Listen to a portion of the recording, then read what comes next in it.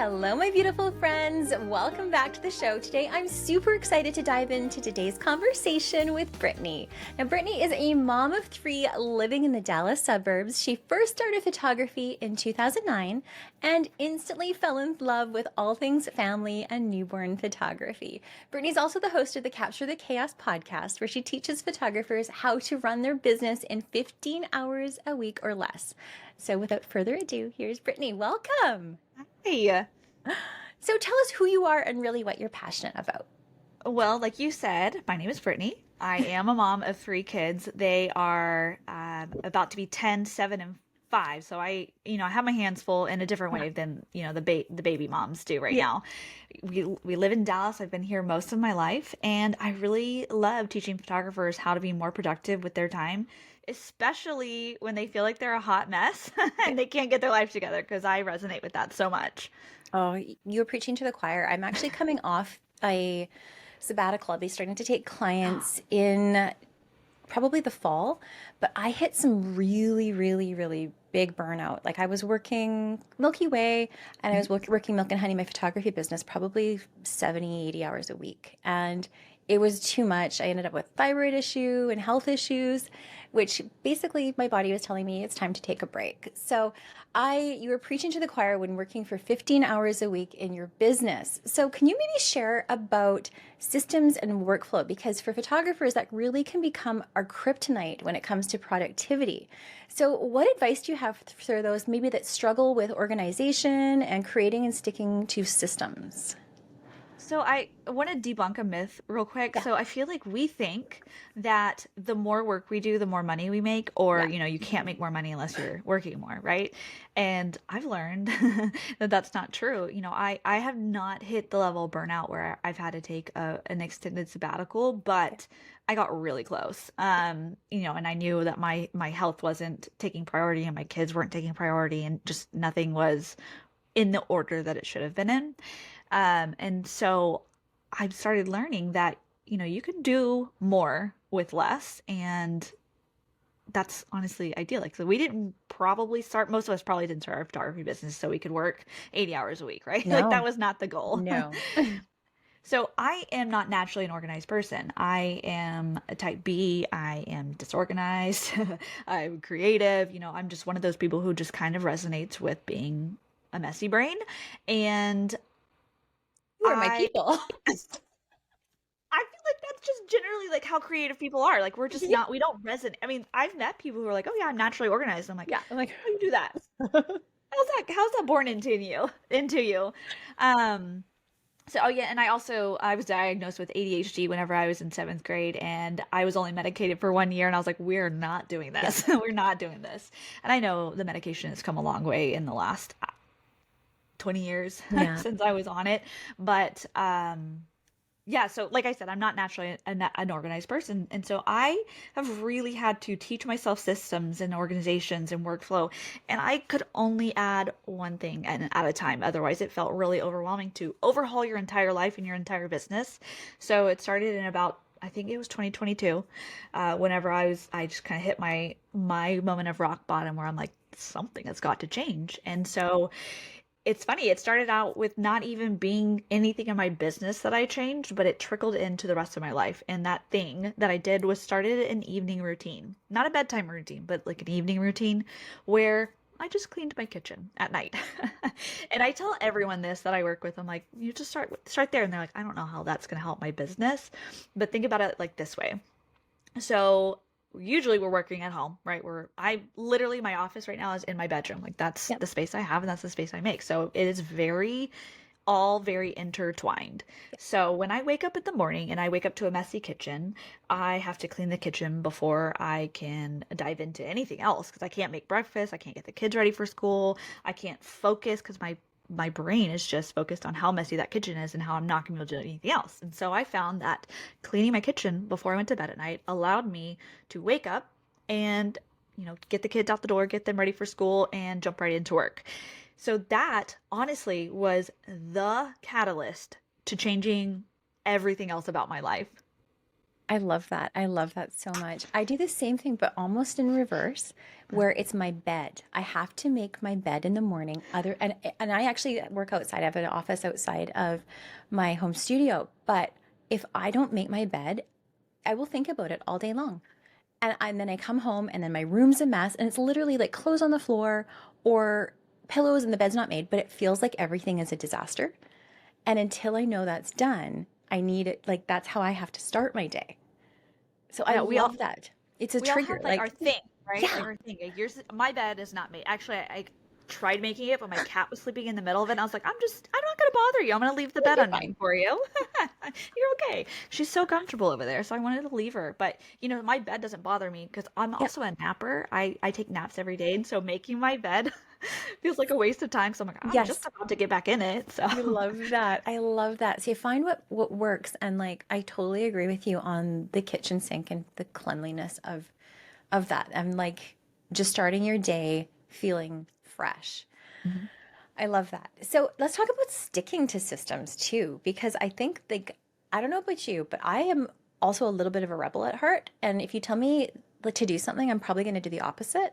And especially when I try to boss myself, I like to rebel against myself, even though I know it's going to be good for me. So, do you have any advice on that? I'm also a natural rebel. Like my mom, she's just, that poor lady. I She know. just had her hands full with me because literally anything you ever tell me to do, I'm gonna do the opposite. Yep. Um, just am. And so she thinks it's really funny now that I've made a planner. I'm like this organized. Oh, I'm a recovering organized person, or I'm trying to be organized, whatever you want to call it. And she's like, if you would have told me this when you were 15, I would have laughed in your face. Like, this is so bizarre. And I'm like, I know. I mean, it's stuck in there. It just took me a long time to Yeah. be like, maybe you were right, mom. Maybe you were right. So I like to tell myself, you know, no, this isn't homework. That we are our own boss. There's no one hovering over us telling us you have to clean your kitchen at night. You have to make your bed. You have to send that email. You have to do these things. But I've learned that, and I've learned this firsthand because if I don't clean my kitchen at night, I wake up the next day and everything is a mess. So when I think I don't really feel like doing it tonight, I remind myself, Brittnie, what is going to happen when you don't, and who is going to suffer? You are going to be the one that suffers. And so it's kind of like a mind shift game where you have to change. It's not that I have to make my bed in the morning. It's not that I have to clean this sink full of dishes. It's that I get to, and it's going to make my life easier tomorrow. Love that. Have you read the book by Mel Robbins? I think it's a 5 second rule. And it's Oh, like a countdown. It's like 5, 4, 3, 2, 1, liftoff, and you just go do the thing. I use that to get out of bed every day. Like yeah. it's so fun. Like that's the only way literally that I've been able to like just get out of my head and just go do things. It's been so like if listeners out there, if you're listening, check out the 5 second rule by Mel Robbins. It is such a good book because otherwise I just don't do shit. Well, I mean, whenever you're a procrastinator, that's Yeah. like I'll do it later. I got time. Yeah. I've recently learned of this new law. It's called a law. It's Parkinson's law. It's not, different than the Yeah. disease, just to clarify. So it's Parkinson's law, and it's basically the more time you give yourself to do something, the more space the work takes up, and the more complicated Yes. it becomes. And so if you say, okay, if you give yourself a month to get a task done, it's going to take the entire month. And the task might only take you an hour or 30 Yes. minutes. So if you give yourself a smaller amount of time, you're going to get it done faster. Yeah. And it's just really fascinating because it's so true. Like when I give myself these like really long timelines, or I have to be like, I give myself the get out of bed at 6:30 rule, so my alarm goes off at 6:20. I look at my phone for a little bit, and I mean that's not the ideal thing to do when you wake up, but it's what I do, and I'm going to keep doing it for now. So but I say at 6:30 it doesn't matter, you're getting up and you got to get these kids ready for school. And so I give myself this like hard deadline. Otherwise 6:30, 6:45 would roll You're like, around, I'm and then we'd be still running late. scrolling TikTok. Yeah. my and then my day starts off ruined if I spend too much time like immediate. Like I have a headache and I have like Yeah. brain fog, and so it's just not good. But I give myself that deadline. Giving yourself a deadline and small deadline. Yeah. Don't make it something ridiculous and huge, because Yeah. the space will fill itself up. Totally. One thing I started doing a few years ago is when I started booking my sessions, I started booking my editing time right in my calendar. Because what I was finding is I would say, okay, I've got like I'm a slow editor. I'm going to take 4 weeks to get your pictures back to you. But then I know that I could do them probably in about, 6 to 8 hours. The entire thing will be done. But then I think about it for 4 weeks instead of actually doing it. And then I leave it to like the 28th day. And then I spend like the day doing it. And then what I figured out is if I just schedule it in, like do the session 3 days later, I have this window of time where I am either doing half of it or I'm doing the whole thing and it's done. Oh my gosh, that like it changed everything. And especially for my brain not like spinning on it, because then I use that for other processing things. That's funny that you do that, because I had to start doing the opposite. I had given myself this Huh. pressure to get the sessions out so fast, and then I was just constantly playing this catch-up game of trying to get my Oh, sessions out faster and not doing yes. anything else. So like I couldn't get blog posts written, I couldn't, send client email. Like just I didn't have any time for everything else. So I'm like, I have to Yeah. get this session out right now. But Yeah. it's smart that you were scheduling the time, like being intentional with when you were going to do it. And that kind of like brings into the idea of time blocking, which I'm a Yeah. huge time blocking fan. Do you time Yeah. block? Time block and Yeah, batch, like just batch batch. Yeah. everything. It's like if I've got 5 sessions that I need to get done, I will actually cull all of them at once. So I'm going through all of them and it's just like culling day. And then I Yeah. schedule the time to do like all the other things. Right. And Yeah. it's just like when I can work in batches, I even batch my son's lunches. Like Mhm. on Sundays, we will just make all the lunches for the week, put them in, and so every day he just has to grab them. And so anything that I can find a way to batch, like it's such a time saver, right? Yeah. I'm an addict when it comes to batching things. I'm Yeah. like, what else can I batch? What else Yeah. can I do all together? I love it. I It love it. is. It's time. It really is a Yeah. time saving thing. It's amazing. So I want But to talk more about the 15 hours a week. So how have you gotten it down that you're able to run a business in 15 hours a week? so it kind of goes back to that Parkinson's law, where the Yeah. more time you give yourself, the more space you fill up.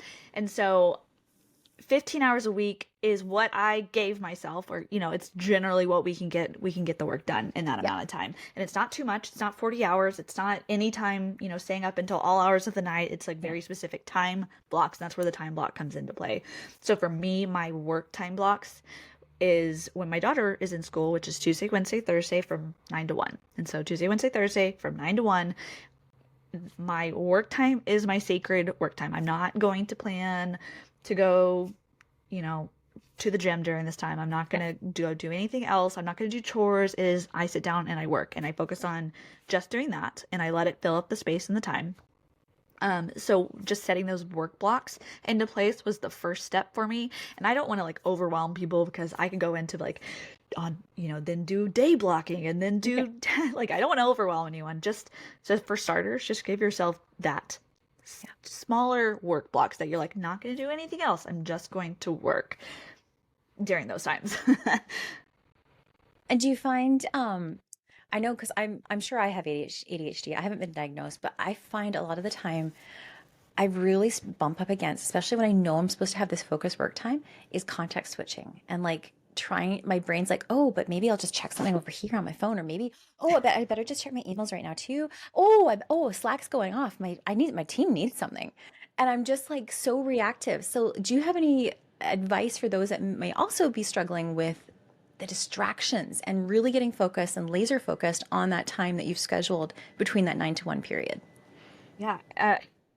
I am exactly like that, and I'm laughing because one day I sat down and I had intentions to do, I had my little to-do list over here. I was like, I'm going to do this today, but then I sat down to update an email workflow, and then I was Yeah. like, well, if I update that, I have to update this website on my page, and then if I do that, I have to go through and clean out my Flowdesk or my email subscribers for this, and then if I do that, I have to go do this, and it turned into like 3 or 4 hours of me doing everything but what was on my to-do list. I mean, it was Yep. very productive. Okay, like I got a lot done. That is not what I plan to do.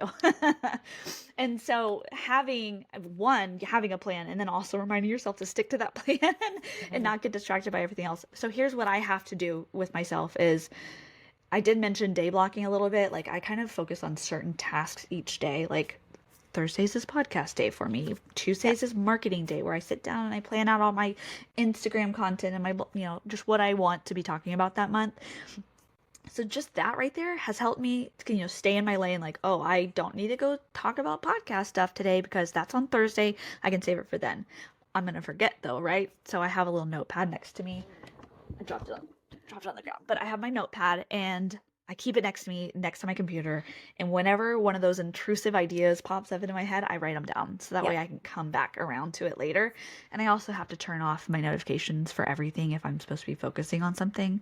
So my computer or my phone go into focus mode, because I see an email come in. Oh, well, I need to go do this now. Oh, someone needs me. Oh, I need to go do this now. Like, and you go down that rabbit hole and it's insane. So I think that's such good advice, that like turning off the notifications is so huge.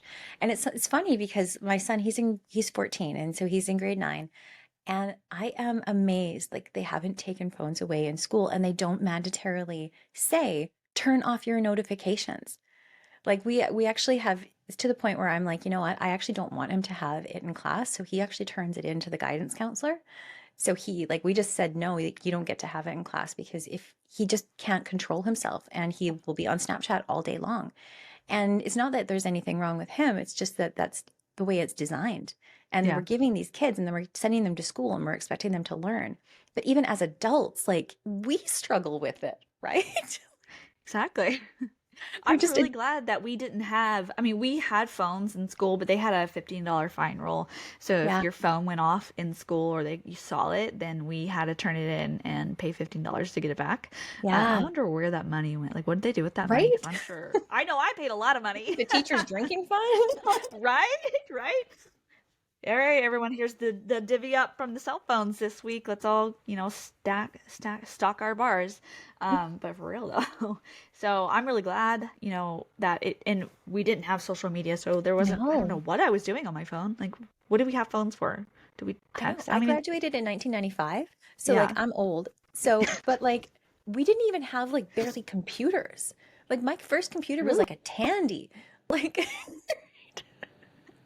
yeah, we didn't even have the internet. Like isn't that so weird? And now you're seeing your son go through this, and you're like, it's not like, and we want to be like, well, we didn't have that. We didn't have typing class, and we didn't have internet things when we were in school, and so we want to force that on them. But really, they have to learn how to use this stuff appropriately, because it's a part of their life now. We have to learn to deal with this, because this is a part of our life, and it's not going away. And what's really crazy is it's funny because he sent me a message yesterday. He was really upset. He's like, Mom, I had to take my phone to class because we needed to look up stuff, and they don't have Chromebooks in this class. And I'm worried that I'm going to get in trouble, that the guidance counselor is going to tell you that I didn't turn it in.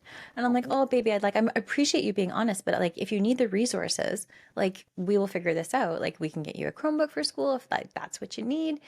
But like, my goodness, like, you're trying so hard to like put him in an environment where he can learn, but sometimes the whole system is kind of just broken and butting against it. It's bizarre. Anyways, this is an ADHD. I know, we could go down. We are like tangenting so hard. Do we need to prove to you that we have, we have attention issues? Perfect example. This is proof. Dear.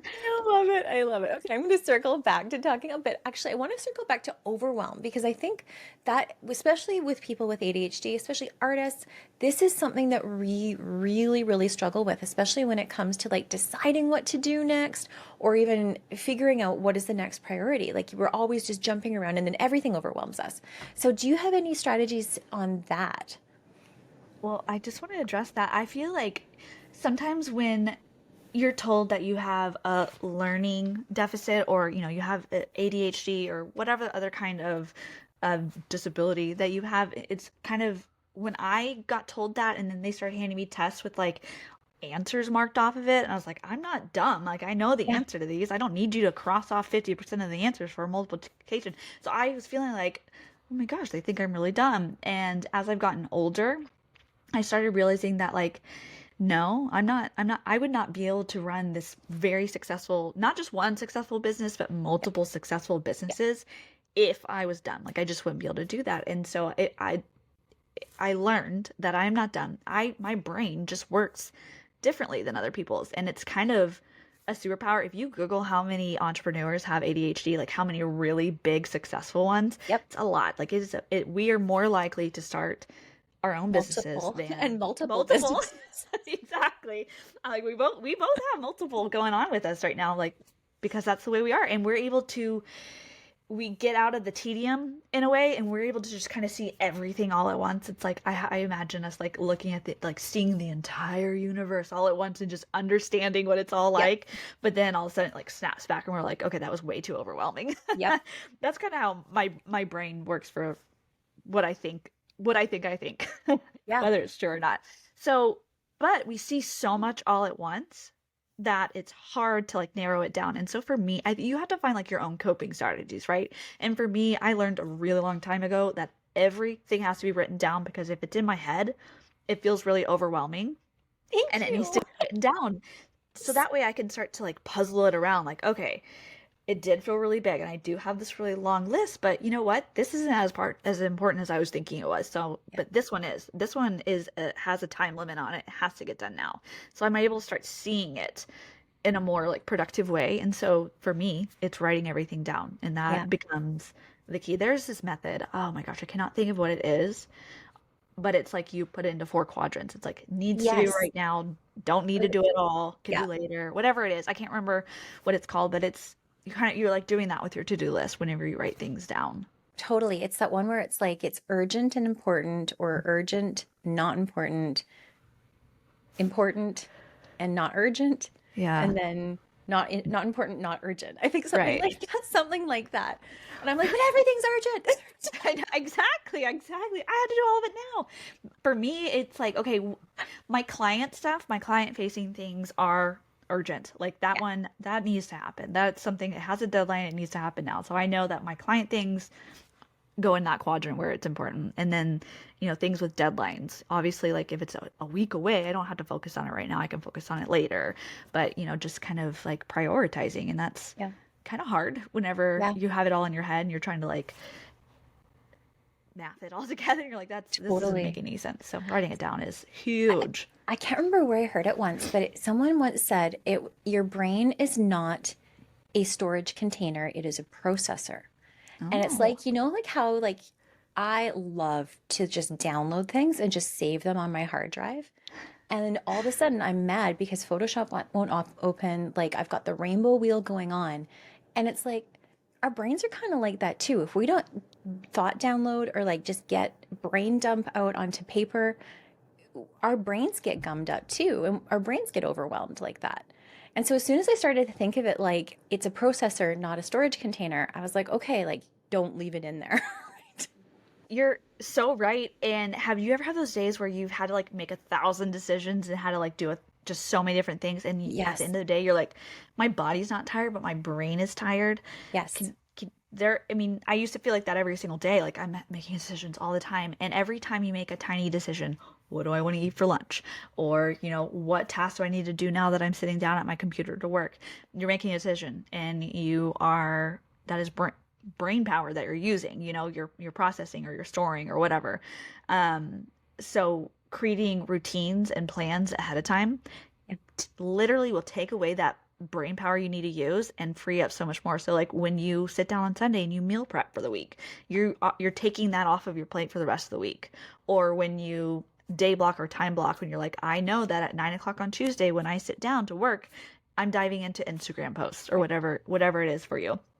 So you've taken away that brain power that you need to use, and you automatically it's not a decision anymore. It's boop, this is what I do. Yeah. And I think that's like an undervalue, like routines are undervalued, especially Yeah. when I'm a free thinker, I'm I know, creative, right? I can't be And I'm a rebel. contained. Yeah. I'm a rebel. I'm not gonna follow a schedule. But when you start, finishing up the day and you're like, wow, I don't feel tired today. My brain's not tired anymore. Yeah. It's like, okay, all right, I'm Yeah. starting to figure this out now. I see what you're doing. Totally. Yeah, you're no longer living with that decision fatigue, I think is what they call it. And Yes, it's that's the because, word. right? Because and it's interesting because Steve Jobs, he wore the same outfit every single day, so he wasn't having that decision of what I'm going to wear today. He had like 100 black turtlenecks because he didn't want to make that decision. And what I started doing is I got this app on my phone, and because I lost a bunch of weight and then I went shopping, and I was like, okay, I want to dress nice every day, but I also like get overwhelmed at my closet. So I can't had this app where I like make my outfits, and then I pick the outfits I'm going to wear for the week on Sunday, and I've already decided what I'm going to wear for the week. And it's kind of fun, right? Yeah, that is Yeah. so fun. It is Like like, remember like playing the movie Clueless? It's that's like it. an Yeah. app like that where it's like her closet. And so I just like do that on Sunday, and I'm like having fun. Like, what am I going to wear? That's, I mean, I'm like Steve Jobs, and I just wear a oversized t-shirt and leggings every day. But one Lovely. day I really do want to, start, but I like being comfortable. I have like Yes. sensory things. I don't like jewelry. I don't like Oh, clothes. I just want to be seriously. comfortable. Yeah, I hear you. I have to get everything has stretch. Everything has stretch. Right. It may be pretty, but it's Soft. stretch. Like Hmm. everything is stretch. Absolutely. So funny. Oh my gosh. Absolutely. I love this conversation because we have tangented so hard already. You sent questions ahead of time, and I don't think we've touched on any of them, but we I have don't think touched on so. so many good stuff already. I love it. I love it. So I want to talk about boundaries because this is something I think a lot of us really, really struggle with, and saying no, especially when it's like, important to maintain focus and productivity. Like, for example, getting a lunch date request from some girlfriends when you know it's work time. So how do you handle setting those boundaries and maintaining them? Right. Well, for me, one, I have to prioritize things. I have to prioritize things. So there are some days that I wake up and I just know that even though it's supposed to be a work day, I need rest. And it's kind of hard when you're like, okay, well, I'm gonna always honor my boundaries. And my boundaries are that Tuesday, Wednesday, Thursday is my work day, right? But then you wake up on Tuesday and you're like, I don't think I'm gonna be very productive today, right? And so I know I've, have to have that limit for myself to be flexible enough in my boundaries to know that I can take a break and it's okay to take a break without feeling guilty. But at the same time, if it starts happening every day during work days and I'm like, oh, I'm too tired to do it again, then that becomes a problem. So I know boundaries kind of get really blurry. There are some things that we can have really hard boundaries on, right? Like I am not going to take sessions on Sundays, and I don't take sessions on Sundays. Unless, and then that's when the unless starts happening. You're like, Yes. oh, just kidding. And now I'm working every Sunday. What happened? I thought I had a boundary with that. And Have you so been talking to my husband? it's because I did that a couple months ago. And I was like, I'm not taking Sunday sessions. And my husband's like, you're working every single Sunday. And I'm like, you're right, I am. I Yeah. did not stick to that boundary. Yeah. No, there's no one. That's the hard thing about being an entrepreneur and like a small business owner is there's no one telling us what we can and can't do, so we can do whatever we want to do, and that is a problem. Because you have to honor your boundary or know that you're going to pay for it. So if I decide not to work on Tuesday, I'm going to be behind, and I might have Yeah. to work later one day when I didn't want to stay up late working because I need to get this done. And so I think one, I'm such a gray area person. Like I don't have black and whites, and Yeah. I bet you were expecting me to have like a really hard boundary with something. I have no hard boundaries. But one, be honest with yourself. Is this Yeah. something that you need right now? Do you need to take a break and go have some social time? Do and go to lunch with that friend today? Or is it like if I don't do this, if I don't sit down and do the work that I have done today, I'm gonna have to stay up later on Thursday. So it's always like a give and a take with everything. Sometimes we really do need that social time. Sometimes we really do need rest, but sometimes we know we need to get the work done. And so I think it's being honest with yourself and prioritizing what needs to be prioritized. I just can't do hard boundaries with anything. It's me. For me, it's just more of like, okay, how is this going to affect me later when I don't do it like this? I love that. That's a really good answer because I think we are so hard on ourselves because we're trying to be so like we're trying to hustle. We're going with the hustle culture. We're trying to have those six-figure businesses, right? Like we're trying. This is what we're taught, and this is what we're told that what success means. And I had to come out the other side, kind of figuring out that I have to come up with my own definition of what success feels like for me. And I realized while I was in this complete cycle of major burnout, saying yes to every client and working, Milky Way as well, I wasn't having any fun. Like I wasn't even scheduling anything that I enjoyed to do for fun. Like I love both my jobs. Like don't get me wrong, it is fun to do what I get to do. But I also like that's how I make my money. So not scheduling the fun has a cost. And I think that as photographers, we really forget that we need to have that lightness, that fun, those new experiences in order to give ourselves that rest and that lifeblood that we need for running a business. So do you schedule in your fun? I am such a homebody that Yeah. if no one told me to go out and do anything, I would just be at home all the time. Yeah. I'm fortunate enough that my husband, he's like, okay, it's the weekend, let's go do something, and he like Yeah. drags me in the house like kicking and screaming, um, and I'm really grateful for it because I wouldn't do anything. Yeah. I think it sometimes my hobbies, like if you were asking me what my hobby is, well, it's doing DIY projects and then never finishing them, and then. Yeah. And also taking naps. I really I don't nap because I need naps. I just love being in my bed Yeah. and sleeping. Yeah.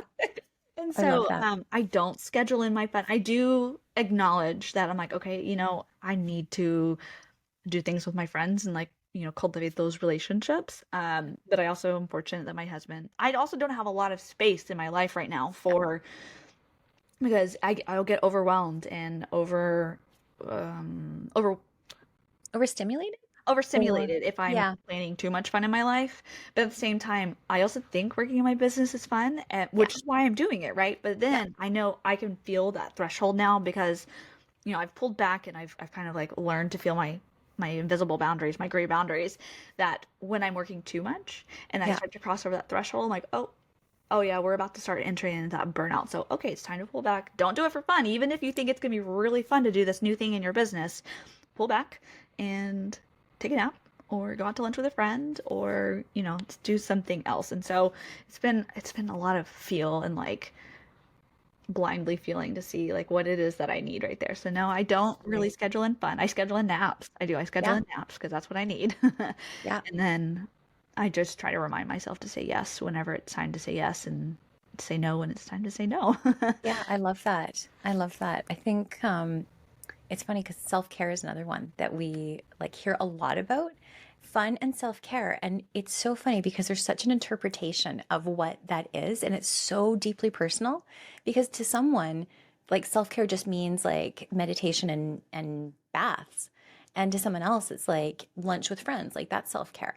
Or fun to someone is like watching 911 Lone Star on Netflix and binge watching it. Like that is fun. Or going out for dinner with friends or going bungee jumping. That's fun, right?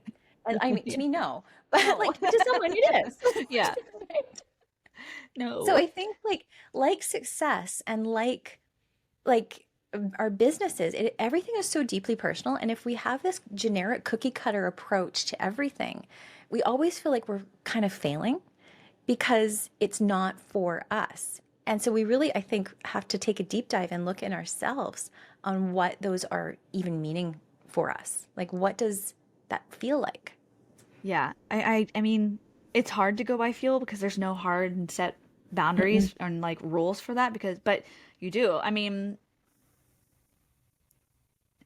one second. Did you say in the podcast episode that you took a sabbatical or was that I before? did. Okay. I did. I took a year and a half off of my photography business, and I'm gonna come back, I think, and just take a few sessions starting in the fall. So it's hard when you go I mean, I'm seeing it so much lately, like, in the Facebook groups and stuff like that, and seeing Yeah. other friends, and they're just like, I can't do that anymore. I'm so burnt Yeah. out. This last year and a half, especially, has been so hard in the photography industry. Like, and I Yeah. completely acknowledge that. I feel bad for people who are starting right now and they're trying to build this business because it is really hard. And you're like, what am I doing wrong? You're not doing anything wrong right now. It's just hard, and Yeah. that's okay. It's almost setting them up for they could possibly be set up for success because they're going to have to work really hard right now, and just stick with it and be really consistent. And when I say work hard, I'm more saying like do the right things for your business and then stay consistent with it and don't give Yeah. up.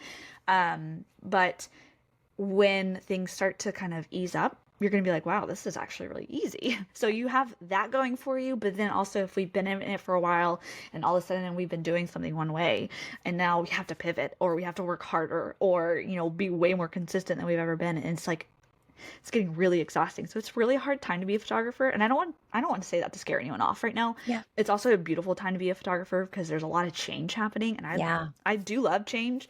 And I think we always need change. So you don't want to run into that point where you hit the wall and you have to have burnout and then you have to pull all the way back and then slowly get yourself in to start feeling better, okay, this doesn't feel right, okay, this does feel right. And so it's hard that you had to go through that, and now, but when you go into it, you're like, oh, we're starting to encroach that territory where It's like, I don't want to do that. But yeah. be able to pull back enough and then intuitively listen to what your body and your brain and your family are telling you about where your business needs to go. Like, do you need to take Sundays off? Do you need to, take less sessions? And it's a really hard to go by feeling. And I completely admit and understand that, but we do need to learn so we don't hit that burnout and completely crash and just have to stop completely. So, if you don't start listening to it now, then that is going to happen. You do hit the wall. And I think it's funny because it wasn't just one thing that causes burnout. It's like accumulation of, for me, it was saying yes to every single session. It was for drastically undercharging. It was drastically over delivering. Like I would say I would give 25 photos, but I would end up with galleries of 125, 150 in color and black and white that I don't use presets. I don't throw an action on. I hand edit everything. Ooh. And I'm a fine art photographer. And like, it was so much pressure. And I was putting so much pressure on myself, but the problem is I was having clients repeatedly book. And so they would book, year after year after year after year. And because I'd been doing it a certain way for so long, I felt like I just couldn't get off the ride. So I just had to close the entire theme park and say, nobody gets on the ride because I need to repair this entire system because the whole thing is broken and I'm broken. So I definitely wouldn't recommend that, but it's such a deeply enlightening journey that I had to go on in order to like figure out what I even want a business to look like. And it just took me a lot longer maybe than some. I mean, I think that's amazing that you allowed yourself to take that step back and completely just take it off of your plate. I know some people feel stuck, and like I just saw someone the other day posting how they are the main breadwinner in their family and they wish they could quit and they can't, and that's so hard. Like that's hard. And so that's why I'm really passionate about teaching, especially newer photographers and young moms, how to do this the right way to start off with so you don't hit that burnout. But then I think there's also like you get like, well, everyone else is doing this way. Everyone else is giving away all of the images, or everyone else is burning the candle at both ends, and everyone else is taking tons of sessions. And I'm constantly, trying to remind people, like, just because what they're doing looks like it's working on social media does not mean it's working for them. I bet no one on the outside knew that you were experiencing that level of burnout until you're like, bye. And they're like, what? So I also like to be open and honest about, like, how much I'm doing and how it's affecting me, and letting, I've had a really, really hard last year monetary wise. Did I make six figures? Yeah. Do I know where that money is? Absolutely not. Do I feel like I worked really hard for it? Yes.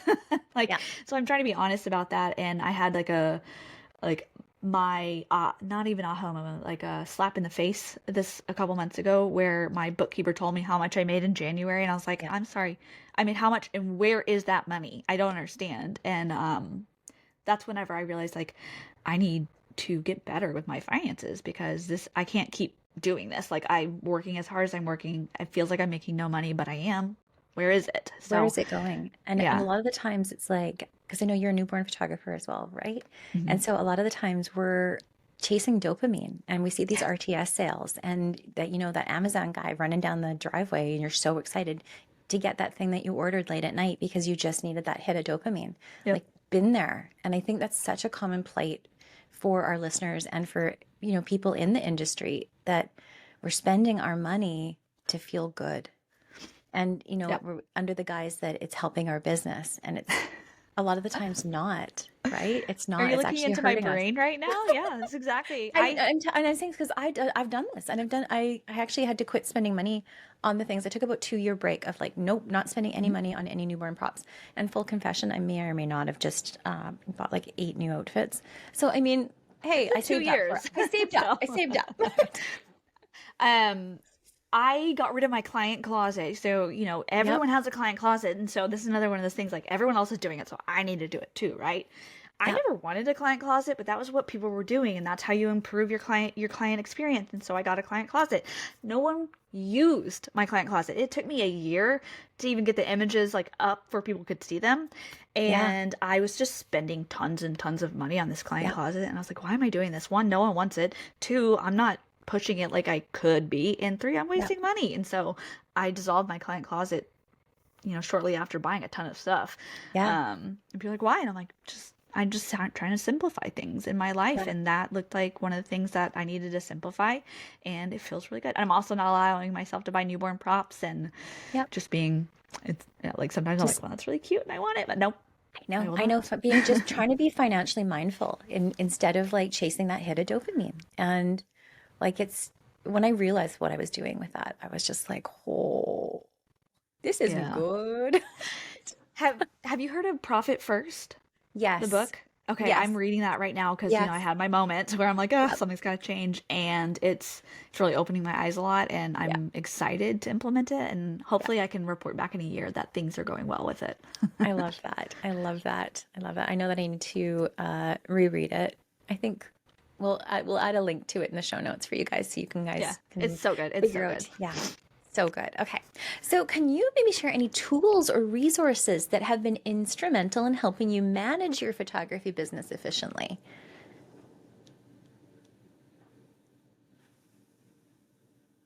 Okay.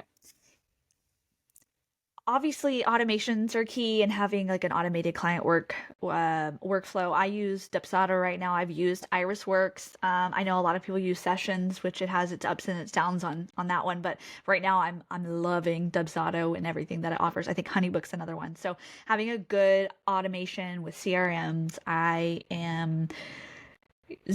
have you heard of Zapier, everybody? I love Zaps. I will zap anything I can. I started zapping coffee money to people when they book a one-on-one client strategy session with me. Whenever I discovered you could do that, I thought that was so much fun. And I didn't have to physically go in and send coffee, so I just get these messages like, thanks for the coffee. I'm like, oh yeah, I did set that up. You're like, oh yeah, I forgot I did that.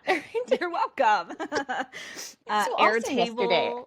Yes, yes. I'm doing things. But I love Airtable, scheduling content like with I guess you can do it on Meta. Yep. I've never used it. They didn't have that back when I started. Right? And so I haven't looked into it, but I was Yeah. told with good authority that Meta you can schedule things. But I use Tailwind to schedule, and so just Yes. like figuring out where you can remove yourself from the equation and what you can automate is so huge. And then also, the Capture the Chaos Planner, which I made for myself and for other photographers. I literally designed it to work for my brain, and I figured, other photographers could probably benefit from this too. And so like learning to plan and having a community, which we have a Facebook community surrounding the planner, and like everyone shares how they use the planner and how it's, how ask questions like, I'm having trouble with this. How can I plan better for this? Or, what do you guys do for this? I think it's incredible having a community of like-minded people using the same planner and dealing with the same problems and learning to just get more organized. And so that honestly, I've never been a planner girl up until I created a planner because I would buy them, Yep. never use them. Buy Oh, them, never same. use them. I mean, I had a stack full of them. Yeah. And finally I I was still like, do. It's like yeah, that's my hobby is buying planners. mine was too. I finally went through and purged everything. And so now I just have my one handy dandy I capture chaos love it. planner, and I wanted it to be really pretty. Yeah. So it is pretty. And it's amazing that I'm actually using. This is the Yeah. first planner I've ever used for more than 1 month at a time. I love that. I know, I'm right. Because then it's like, ooh, new planner. Ooh, I like the cover of that one. I'm going to get a new one. And then you switch everything over. You know what's even funnier? So what happened earlier this year is so I got a new planner. It was like beginning of the year, got a new planner. and then I lost it. I was like, where the heck did it go? So I went and got a new planner. We just found it under my bed. The Roomba took it and shoved it underneath my bed. And my husband, we laughed so hard. I was like, that's just classic me. Like, and he's like, but did you even really use the planner? I'm like, no, I wrote my name in it. That is it. That's it. That's all that's in the planner. Yep, that's exactly everything I've always done. So Right? it's my mom. Whenever I told her I made a planner, she's like, "What? Yeah. What?" She uses it too. She loves it. So, you know. I love that. We'll also include that in the show notes for you guys Okay. too, to make sure that you guys can get a copy. I will give your listeners a code for 15% off if they want it. That'd be awesome. Yes. Let's do Lisa 15 to keep it easy. Lisa 15 will Lisa be 15, I love it. yeah. Oh, I love that. It's the Capture the Chaos Planner, and it's really a tool that Yeah. teaches you, especially when you feel like you're a hot mess and you don't know how to plan. It's a tool that teaches you to plan and organize and cut down on the chaos of life. And I personally think it's really good. And lots of other Love it. people have told me they like it too, so I have to believe them. I love it. Definitely going to check it out. Okay, I have one last question. Well, actually, one last business question, then we'll go on another tangent. So, the newest on the scene tool right now to speed up workflow has been AI culling systems. So, what are your thoughts on these? Okay, I tried it a while ago, didn't love it. And then I started outsourcing my cull, or I wanted to outsource. I hate culling. I don't mind editing. I'm a really fast editor, faster than some people, but I don't like culling is the one thing. And this is when everyone's going to come out and be like, this is how you can do it faster. I don't care. I just don't like it. Okay. And so I really wanted to outsource it, but it was too expensive to outsource because I'm an overshooter. So I had like 2,000 to 3,000 photos. I'm like, that's a lot of money, even if it's 10 cents an image. And so the girl that has done editing for me in the past, she's like, why don't you just get an AI software to just do one pass through it and then you give it to me and it'll be a lot less. And I'm like, oh, so I think AI is good, but we still need a human touch to it, right? Yeah. Like because when I did it, it would, especially for newborns, it would get rid of all the ones with the baby's eyes closed. And I'm like, I know. that's what I want. Yes. It's like, and then you get the pirate, and you're like, that is not the photo I want. No. And so I found like just using it for like on the widest setting to where just get rid of the duplicate or the blurry Yeah. ones. And then it made it down to a manageable number that I now, instead of paying $400 to outsource it, I can pay $40 to outsource Yeah. a gallery. And it still gets the human touch, but it still saves some time and some money. And so Yeah. I like to use AI. I really do. I still think that robots aren't ready to take over the world yet, and so we're safe for a little bit longer. I love that. I've been because I've bought them. I've tried all the different ones, and I'm really struggling with falling in love with it, to be completely honest too. Like I feel like I don't trust it, and I'm Yeah, like I no. feel like I'm gonna make better decisions, even though I'm the same. I it it's funny because when I get to culling, I enjoy doing it. The lead up to do it, I Yeah, get the bill. overwhelmed. And then it's almost like I get decision fatigue when I see all of them up there and I'm like, oh gosh, I don't know which one to pick. And it's funny because I used to be so fast, like very decisive. And I don't know if there's something that's happened in my brain, if it's ADHD, maybe I should have some medication, but I have a hard time making the decisions when it comes to culling. After that, I'm totally smooth sailing, but I run into that wall myself, Yeah. and probably because of overshooting too. Yeah, that's really the main problem. If I had a little bit less, it'd probably be fine. I love it. Okay, so you ready for our lightning round? Yes. Okay. Um, if you like to cook, what do you like to cook the most? I don't like to cook. No? Sandwiches. Sandwiches. I love it. Favorite movie? I am such an indecisive person. You're about to find out that. The first movie that comes to mind is Titanic, probably because I've seen it the most. No, Harry Potter. Harry Potter. I like it. What This did is you not want to be going when well. you grew up? I wanted to be a teacher. Oh. Go-to song that lifts you up when you're down. I don't have a favorite one, but I don't know. Kesha's fun. It's a good I one. did not expect that to come out of my mouth, but okay. Favorite guilty or not so guilty pleasure? Napping. Oceans or mountains, and why? Maybe oceans because I like warm. Yeah, fair. Favorite comfort food? chocolate. It's got to be chocolate. Yeah, chocolate. Where do you feel most centered and happy? Home with Yeah, my kids, my family. Well, when they're not being crazy. I love that. What has been the best piece of business advice you've ever been given? Oh, your mindset matters. Ooh, that's a good one. And what advice do you have for someone just starting out? Practice as much as you can. Yeah. So where can our listeners learn more from you? You can learn more from me. I have a podcast called Capture the Chaos Podcast. We talk about running your photography business in 15 hours a week or less, which I feel like we didn't talk too much about today, but I talk a lot more about that on the podcast. My website, brittnierenee.com. My name is spelled a little wonky donkey. It's Brittnie. And I also hang out on Instagram at BrittnieRenee_co. So you can find me there as well. So I love to end my interviews just with this last question, and it is, what are you currently curious about or artistically curious about? More natural in-home sessions, more documentary, like less posed, less styled. Yeah, love that. Love that. Well, Brittnie, thank you so much for joining me today. Thanks for having me. Oh, my beautiful friends, I hope you have enjoyed this conversation just as much as I have. I'm sending you so much of my light and my love today and every single day. We will see you next time.